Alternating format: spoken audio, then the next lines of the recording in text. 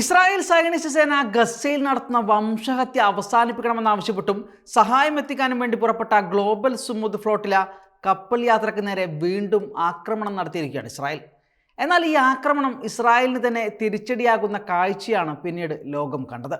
തങ്ങളുടെ യുദ്ധക്കപ്പൽ ഫ്ലോട്ടിലേക്ക് കവചമാക്കി ഇറ്റലി അയക്കുന്ന കാഴ്ച ആദ്യം കണ്ടു. പിന്നീട് സ്പെയിൻ പ്രധാനമന്ത്രി പെഡ്രോ സാഞ്ചസ് ഒരു കപ്പൽ തങ്ങളും അയക്കുകയാണെന്ന് പ്രഖ്യാപിച്ചു. ഇസ്രായേലിനെതിരെ ഇതാദ്യമായാണ് യൂറോപ്പിൽ നിന്ന് ഇത്തരത്തിൽ ഒരു നീക്കം ഉണ്ടാകുന്നത്. ഗസയിലേക്ക് സഹായവുമായി പോകുന്ന അന്താരാഷ്ട്ര ഫ്ലോട്ടിലെ സംരക്ഷിക്കാൻ ഇറ്റലിക്കൊപ്പം ഒരു സൈനിക യുദ്ധക്കപ്പൽ അയക്കുമെന്ന് സ്പെയിൻ പ്രധാനമന്ത്രി പെഡ്രോ സാഞ്ചസ് വ്യക്തമാക്കുന്നു. അന്താരാഷ്ട്ര നിയമവും സുരക്ഷിതമായ സാഹചര്യങ്ങളിൽ മെഡിറ്ററേനിയൻ കടലിലൂടെ കപ്പൽ യാത്ര ചെയ്യാനുള്ള പൗരന്മാരുടെ അവകാശവും മാനിക്കപ്പെടണമെന്ന് സ്പെയിൻ സർക്കാർ ആവശ്യപ്പെടുന്നതായി സാഞ്ചസ് പറഞ്ഞു. ഫ്ലോട്ടിലെ സഹായിക്കാനും രക്ഷാപ്രവർത്തനം നടത്താനും അത്യാവശ്യമാണെങ്കിൽ ആവശ്യമായ എല്ലാ വിഭവങ്ങളുമായി കൾട്ടജിനിയിൽ നിന്ന് ഒരു നാവിക കപ്പൽ ഞങ്ങൾ നാളെ അയക്കുമെന്നും സാഞ്ചസ് കൂട്ടിച്ചേർത്തു.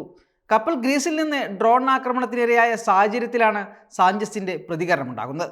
ബുധനാഴ്ച പുലർച്ചെ ഗസ മുനമ്പിലേക്കുള്ള യാത്രയിൽ കുറഞ്ഞത് 13 സ്ഫോടനങ്ങളെങ്കിലും ഉണ്ടായതായി ഗ്ലോബൽ സുമുദ് ഫ്ലോട്ടിലയുടെ അധികൃതർ റിപ്പോർട്ട് ചെയ്യുന്നു.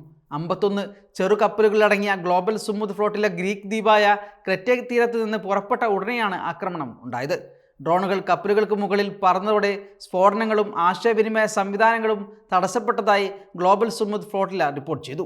ഞായറാഴ്ച രാത്രി മുതൽ മെഡിറ്ററേനിയൻ കടലിൽ സഞ്ചരിക്കുന്ന ഫ്ലോട്ടില കപ്പലുകൾക്ക് മുകളിലും സമീപത്തും ഡ്രോണുകൾ കണ്ടെത്തിയിട്ടുണ്ട്. ഫ്ലോട്ടില തടയുമെന്ന് ഇസ്രായേൽ നേരത്തെ മുതൽ ഭീഷണി മുഴക്കിയിരുന്നു.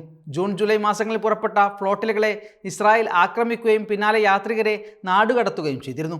പ്രമുഖ പരിസ്ഥിതി പ്രവർത്തക ഗ്രേറ്റ തുംബർഗ് ഉൾപ്പെടെയുള്ളവരാണ് കപ്പലിൽ ഉള്ളത്. ആക്രമണത്തിന് പിന്നാലെ ഗസയിലേക്ക് പോകുന്ന ഫ്ലോട്ടിലയിൽ പങ്കെടുക്കുന്നവരുടെ സുരക്ഷ ഉറപ്പാക്കാൻ ഒരു യുദ്ധക്കപ്പൽ അയക്കുകയാണെന്ന് ആദ്യം പറഞ്ഞത് ഇറ്റലിയായിരുന്നു. പിന്നാലെ ഫ്രാൻസും ഇതേ നിലപാടെടുത്തു. ഫ്ലോട്ടിലയിൽ പങ്കെടുക്കുന്നവരുടെ സുരക്ഷ ഉറപ്പാക്കാൻ ഇറ്റലി ബുധനാഴ്ച ഇസ്രായേലിനോട് ആവശ്യപ്പെടുകയും ചെയ്തു. ഫ്ലോട്ടിലയിലെ പലസ്തീൻ അനുകൂല ഇസ്രായേൽ വിരുദ്ധ പ്രവർത്തകരിൽ ഇറ്റാലിയൻ പൗരന്മാരും പാർലമെന്റ് അംഗങ്ങളും മുൻ എംപിമാരും ഇപ്പോഴത്തെ എംപിമാരുമുണ്ടെന്ന് വിദേശകാര്യമന്ത്രി അന്റോണിയോ തജാനി പറഞ്ഞു. 58 ഇറ്റാലിയൻ പൗരന്മാർ ഫ്ലോട്ടിലയിൽ പങ്കെടുക്കുന്നുണ്ടെന്ന് തജാനി നേരത്തെ പറഞ്ഞിരുന്നു. ഇവരുൾപ്പെടെ ഏകദേശം 44 രാജ്യങ്ങളിൽ നിന്നുള്ളവരാണ് ഫ്ലോട്ടിലയിൽ ഉള്ളത്. അതേസമയം ഗ്ലോബൽ സുമുദ് ഫ്ലോട്ടിലക്കെതിരായ ആക്രമണങ്ങളെക്കുറിച്ച് സ്വതന്ത്ര അന്വേഷണം നടത്തണമെന്ന് UN ആവശ്യപ്പെട്ടു. യാത്രയെ തടയുന്നവർ ആരായാലും ഉത്തരവാദിത്തം ഏൽക്കേണ്ടി വരുമെന്ന് UN അറിയിച്ചു.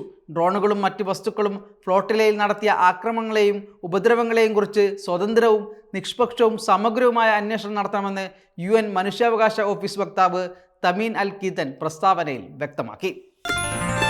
Waytonikah.com, the exclusive Muslim matrimonial site.